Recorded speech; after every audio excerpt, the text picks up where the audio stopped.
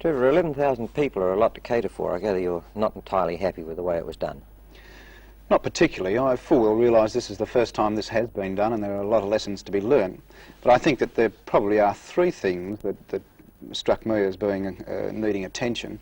One was the toilet facilities at a session like this, which were not good at all. The second would be that there weren't any rubbish receptacles that one could go to. There were a couple of fellows picking up the cans, but otherwise it was just left.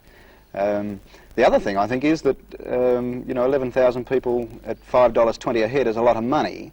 And the one thing that I would ask is this just another group of people ready to take money from young people, or are the big profits that were made at this particular weekend going to be fed back into either into some charitable organisation looking after youth, or to putting on another free show, or just how they're going to be used? You've also made the point that while this, the promoter took a lot of money, it also cost society a lot of money. Well, I think it did. I full well realise that he pays entertainment tax on his tickets, etc., but 80 police for 3 days, plus all their gear and what have you, we pay for. On to a certain demand or need of people. Mind, I admit that in any sort of happening like that, there is an element of the population that is simply being exploited. You don't think that these people are just running away from society? No, I wouldn't say that. In fact, I would say that the whole show seems to have been run in very much of a carnival atmosphere. And after all, we all like dressing up. And I dare say that the vast majority of those people would have turned up on Monday morning at their office, properly dressed in collar and tie, just having to put up with all the conventions, and it must be wonderful for them to be able to have a complete change and get away and dress up in picturesque garb, or none at all. As far as I'm concerned, I think it's a wonderful chance for them to get away and be free. And putting it in one word, we should do nothing about it. Oh, definitely not, unless it can be proved or demonstrated that they are blatantly breaking laws which society can't tolerate being broken, or unless they are harming other people or harming themselves.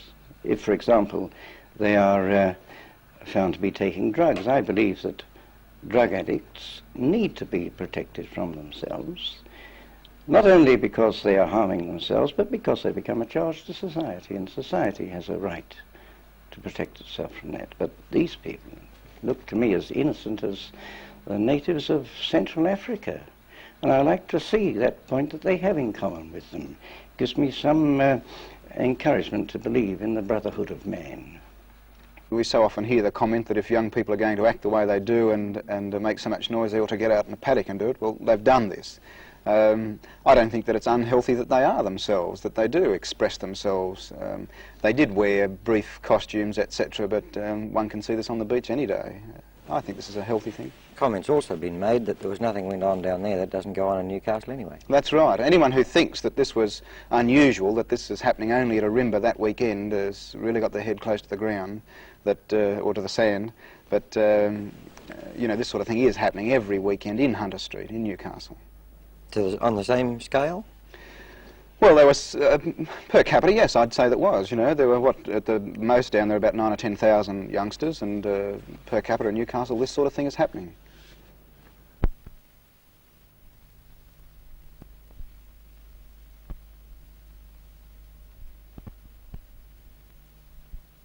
Some kids probably can't cope with it. On the other hand, I think that parents often become unduly alarmed. They become over-concerned at such things, and maybe because they don't understand what is happening.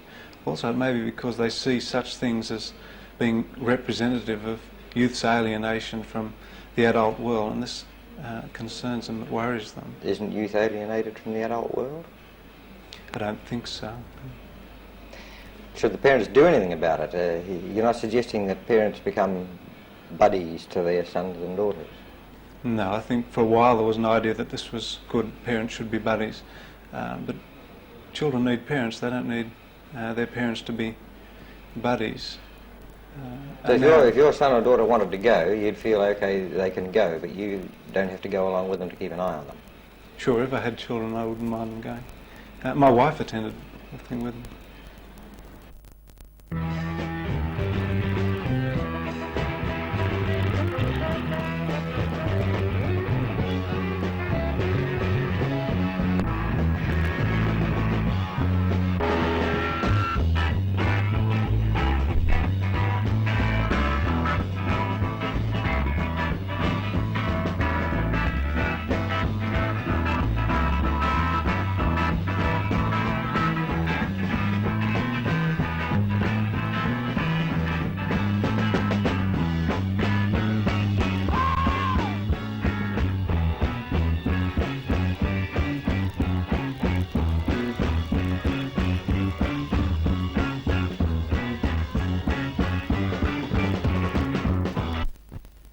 I see nothing wrong with it at all.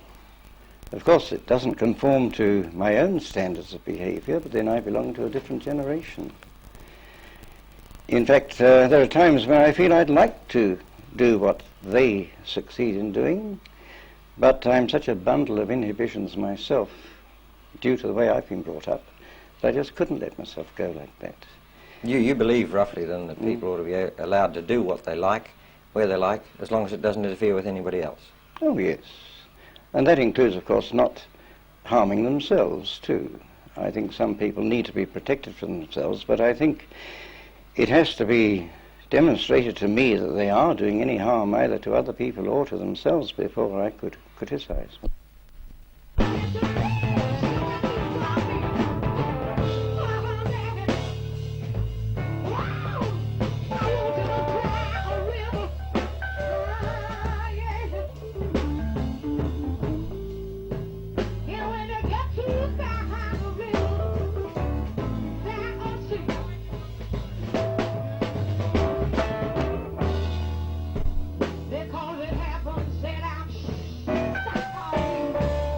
Don't be pushed away because of what someone else might say. You gotta get to know realization, riverboat race. That's what I say. Hey, hey, hey, hey. The realization. Riverboat race. Is this the sort of happening you'd be quite happy to see happen again? I feel that that if it does happen again, it probably won't be on the same scale because young people are fickle and the novelty's over.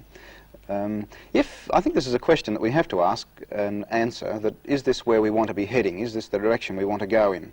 Do we want our young people to be subjected to this sort of experience? And if we're happy about this, then okay. But this is a question that will deserve a great deal of careful consideration. We didn't have any births or deaths as they did in America, but then we didn't have 200,000 people. But when we do have 200,000 people, we can expect this. And is this the sort of thing that we want? Well, as a parent, is it the sort of thing you'd allow your son or daughter to go to? I think that I would sort of take this attitude, that if I felt I'd trained them to make good decisions about different involvements and I felt they could answer this and react properly to these sorts of situations, I would let them go if they wanted to go, because there's probably no more harm in letting them go there than there is letting them go out Saturday night to any place of entertainment in Newcastle. Bruce, are the 11,000 people who went down to Arimba normal adolescent protesters, or would you call them the sort of lunatic escapist fringe of our society? Well, I think it would be a shame to use such absolute terms as lunatic escapist fringe. On the other hand, they're probably a slightly different group of people than sort of a normal population of adolescents. You wouldn't call them abnormal, though? No, I think they're probably a group of people who have a bit more freedom than other young people that are around. They must have to be able to go to Arimba for a couple of days. Some of them are quite young. Well, certainly, none of them I feel were sick in a psychological sense Or rather, there may be lots of people there who are sick in a psychological sense, but I didn't see any behaviour that I would classify as being psychologically sick behaviour myself. It's not the sort of thing that attracts only sick people. Oh, sure, no. Lots of people went just for fun. Well, is a happening like this sort of socially harmful? Does society suffer by it? I don't think there's anything intrinsically in a happening such as the pop festival at Ourimbah that would be considered socially harmful. I think it may be, on occasions, or rather, happenings such as these may on occasions do some harm to individuals, but because the individuals themselves have particular types of personalities. You know, are you saying here, however, that society shouldn't be concerned about it? No, society certainly should be very much concerned with such things as these, but they should be concerned not in a worried way, I don't feel. I feel they should be concerned in an interested way. They should make themselves aware of what happens, and they should be concerned to find out and to go further than usual in digging up information about these sorts of things. What about harm to the individuals? Would you say that attendance at this is individually harmful? I think Obviously to some it is, but to most people. Well, I think the great proportion of people who go along are people who feel and think in similar ways, and so they're not going to find anything there that's different from what they ordinarily know, and therefore they're not going to be harmed by it. It's going to be what they find at the festival will be a situation which is similar to their own everyday experience, in a sense. Well, does a happening like this achieve anything at all, or is it just pure recreation?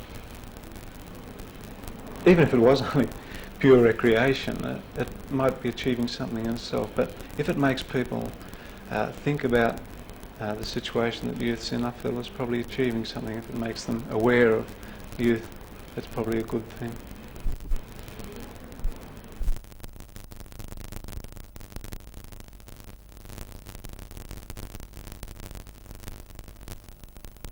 In 1968, Council resolved that a feasibility study be carried out of the possibility of developing an airstrip at Aero Pelican in this location here, and to acquire the existing private airstrip held by Mr. Hilda. Would this airstrip here be part of the new airport? Well, it's part of the proposal that Council resolved to examine in 1968, yes. Well, there's a lot of work involved. All this would have to be reclaimed. Yes, it envisaged that the airstrip would come out possibly up to 6,000 feet in length, and it would necessitate the reclamation of an area, all that shallow area of the lake. Well, where would you get the reclamation stuff from? Well, you can see in this plan, this aerial photograph shows the low reaches of the channel there where the sand exists, and the idea would be to pump the sand from the channel, deepening the channel, and to build up this area here. You'd thus open the channel and get an airstrip all in the one movement? That's right, yes. That was the proposal. Well, 6,000 feet, how big a plane can you get into that? Well, it's envisaged that a plane, something like the Fokker Friendship, and planes of that nature, they'd take about 4,500 feet, but it just would allow the landing and taking off of planes somewhere about that size.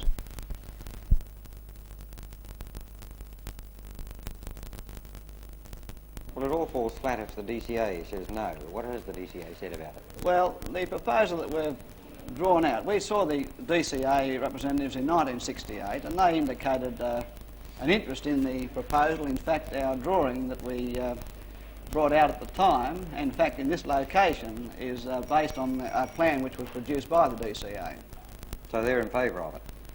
Well, I couldn't express an opinion on the department, but let's say that they've interested enough to prepare a drawing showing where a possible strip could go. Does their favour mean that they'll foot part of the cost? Well, we have had some indication that in the federal government's local airport assistance scheme, that it may be possible for some financial assistance to be given to council should they go ahead with such a project. Have you asked Newcastle City for any financial help with this?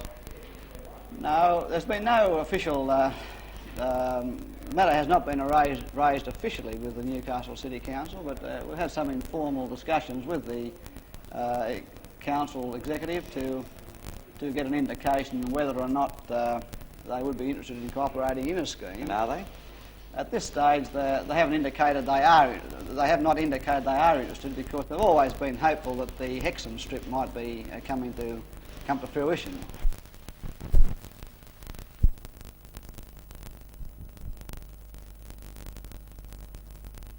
It's more than 10 years ago now that Mr. Hilda, from this Pelican airstrip, considered that an extension to the north in the Swan Bay area might be an advisable adjunct to his airstrip, but no longer.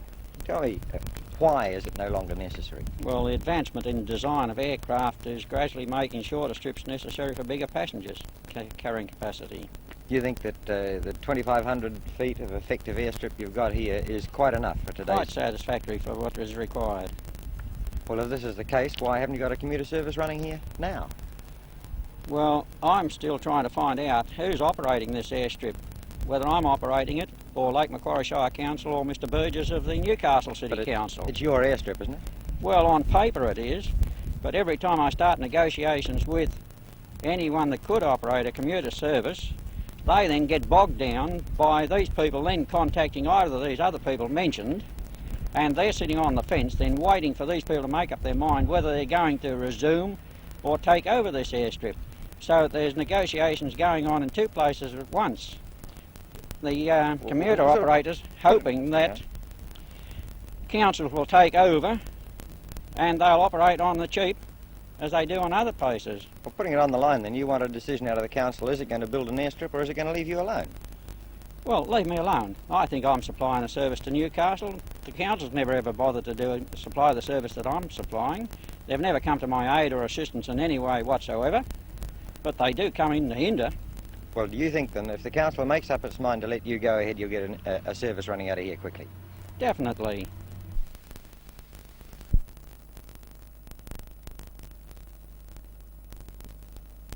And what do you intend to do after basketball? Well, after I finish basketball, I plan to go into the welfare department to do a little work in the social working field, more or less helping the underprivileged, the people that come out of the ghettos or the slums, as we say it in the States, and more or less to maybe try and help them find themselves a place in life. Because I believe, though, coming out of this area myself, I'm in a better position now to go back and help or pull somebody along than I would have been by just staying there. And you came from one of these places? This is true. I was brought up in the ghetto where if you wasn't tough, you didn't really survive. Ray, we got a lot of talk through about the riots and things in America. Could you tell us that what we are told is true, or whether there's more to it than just that? Well, you know, I think on the whole, these riot things that they happen to bring out, when it does reach abroad, it's a lot bigger than what it really seems like at home. I think they can think of a million things to write about, but the thing they want to write about most is something that's wrong. You never read an awful lot in the papers anymore about things that are really right, that somebody's had a good day doing this or a good day doing that, but if they have a bad day, you'll read this here more so than you would the other part. And they're not quite as severe as we're led to believe, these riots and things?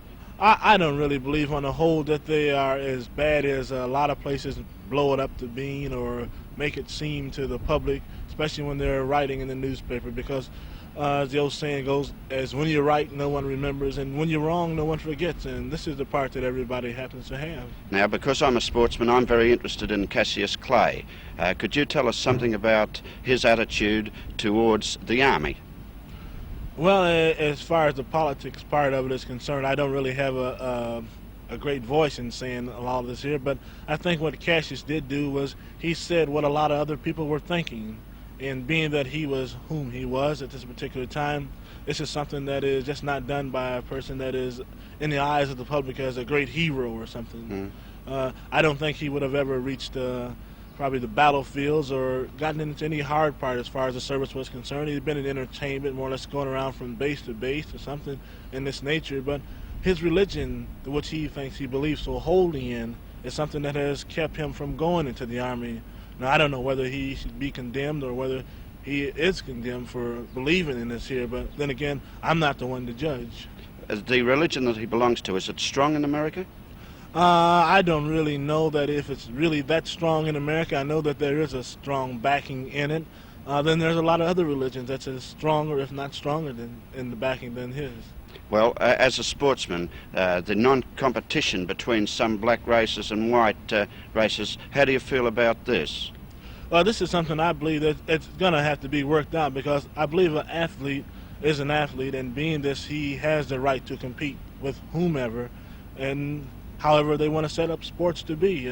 I don't think it's fair that one person should say you can or you can't do this here because of politics that play a part into competition. I believe that, well, let's take the Arthur Ashe case. This is something that I was hoping that wasn't going to happen, because I think it's probably a bad thing that it did come about when it did, being that tennis being popular and with all the popularity that it has, and the tennis players now making more money than any time ever, that they would more or less refuse to let other athletes now play and compete in competitions for this here right to probably be tops. And in your own mind, Ray, do you think there's any solution to the problem?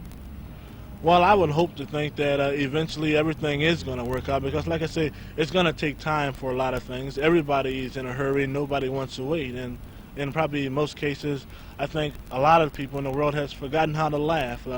Things are more serious now than any time ever. The least little thing can touch off something, which is not really as serious as it seems. And I think that probably in the end, that if everybody do join hands or get together as far as pulling somebody along, trying to help them more so than just seeing a way that they can make good for themselves and helping themselves.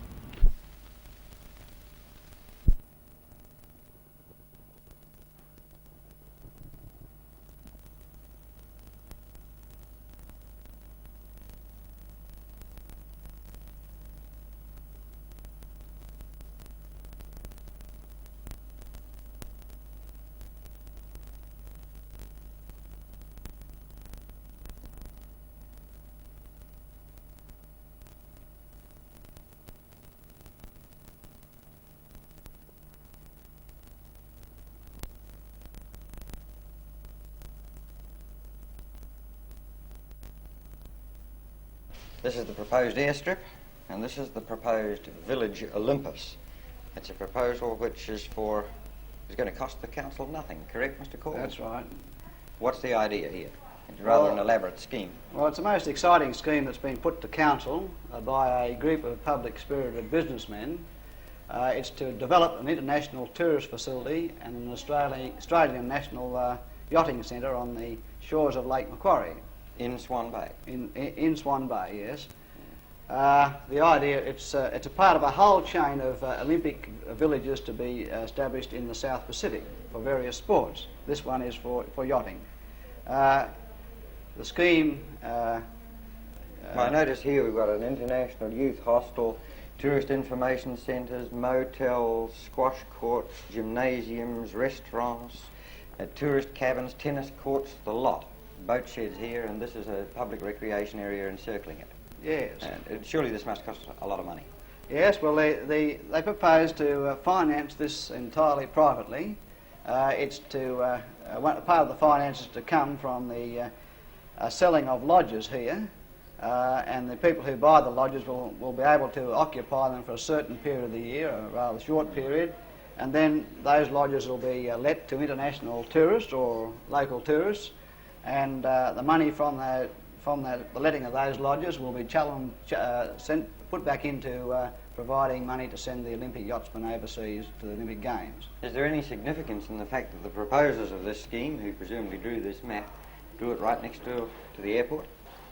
No, I mean, as I indicated previously, the present council, in 1968, council decided to look into this idea of a airport, but they've made no determination since 1968.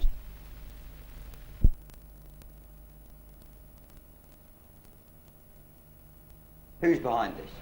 Well, there's some outstanding sportsmen. There's Mr. Bill Northern, the outstanding Olympic yachtsman. There's Mr. Dick Haley.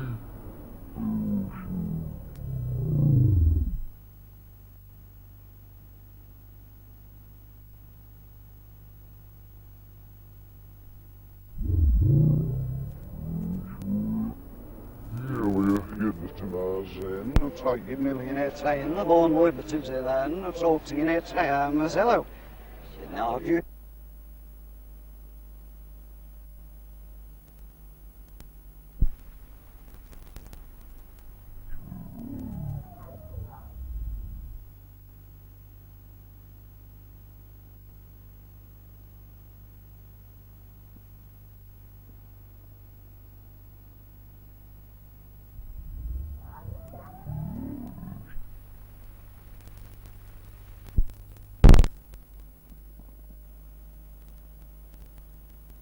Who's behind this? Well, there's some outstanding sportsmen. There's Mr. Bill Northern, the outstanding Olympic yachtsman. There's Mr. Dick Healy, who was of the ABC fame, a commentator. And there are other prominent public-spirited businessmen in Sydney who form the board of directors of the company promoting the scheme. And what does the council have to do? Does it have to foot the bill for reclaiming the land, or is all that included in the cost? No, that's all included. This area here is the Crown Public Reserve. This airstrip has a lease over at the moment, but the promoters propose to start their first stage by building on this Crown Public Reserve, but reclaiming this area to offset the part of public reserve to be taken over by their scheme.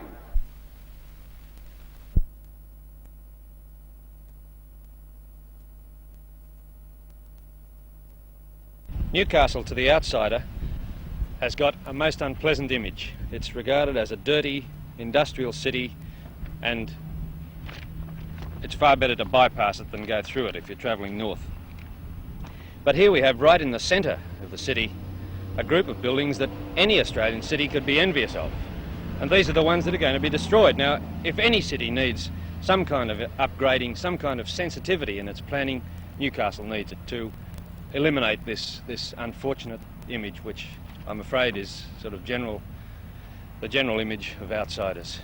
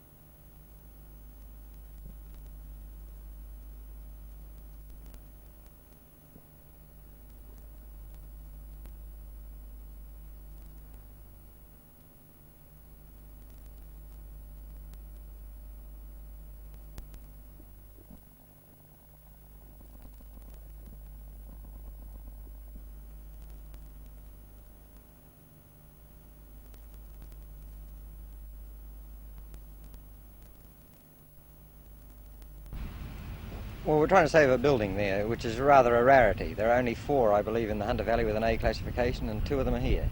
Yes, well, I've taken great interest in this recent report of the National Trust, the local committee of the National Trust, where I see that there are about 280 buildings in this valley that have been given a classification, which means that they're of some importance. Now, of those 280, only 4 have reached the top with an A classification, and only 2 of those 4 are in the city of Newcastle. Well, now, these are the 2 that are going.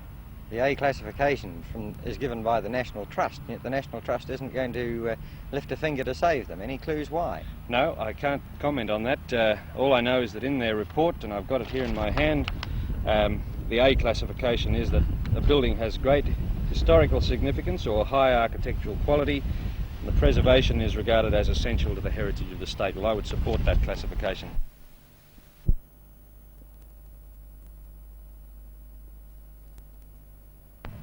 Whose responsibility is it in the long run to save these buildings? Well, I would think that the State Planning Authority has a major role. They have already stated that Newcastle is a part of the Sydney Wollongong Newcastle axis.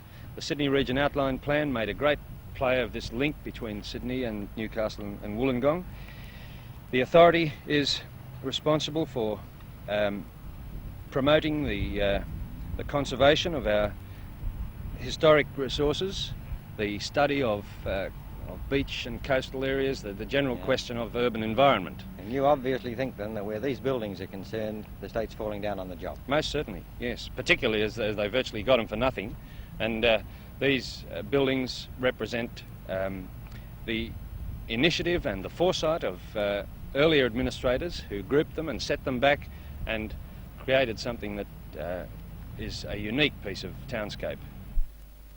Preservation of these 2 buildings in Hunter Street, is it a case of out of sight, out of mind with the government? No, we're very conscious always of the historical value of buildings, and Mr. Farmer, the government architect, I suppose, has made one of the best contributions in New South Wales to the preservation of old buildings where they're considered to be really of great merit. Oh, now, of the three buildings there, the post office is the outstanding building, unquestionably. architecturally or historically? Both.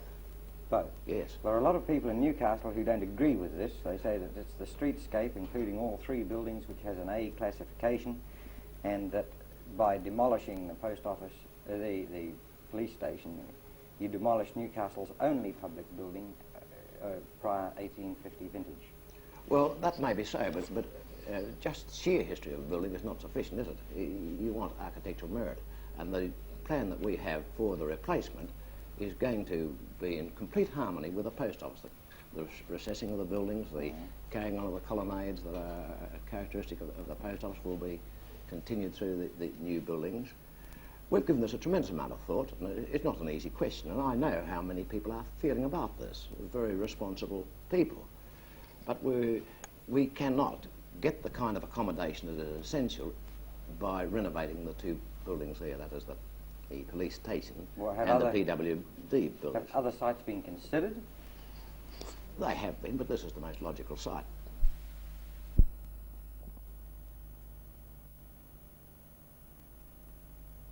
But we've gone at this very, very fully, and as I say, the government architect is, I would almost say, is fanatical about the preservation of buildings of architectural merit, and he believes that what will occur there, maintaining the post office and keeping that atmosphere, will produce a wonderful centre so far as Newcastle is concerned, and one of which they'll be very, very proud.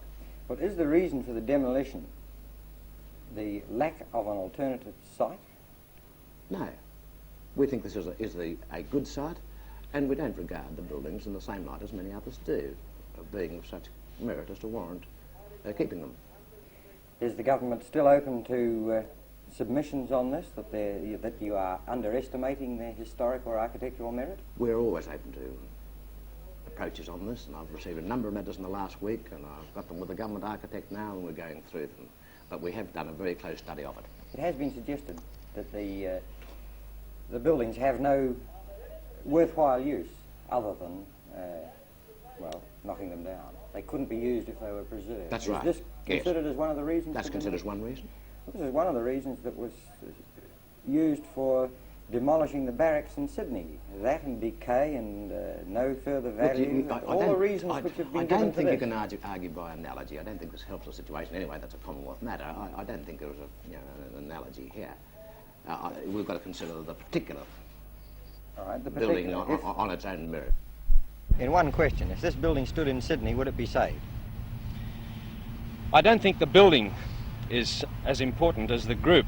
This building must be seen. If the group was in Sydney, would it be saved? If the group was in Sydney, I think there is a very good chance that today it would be saved. 10 years ago, no, but there is sufficient awareness now in this city of the need to keep these links with the past.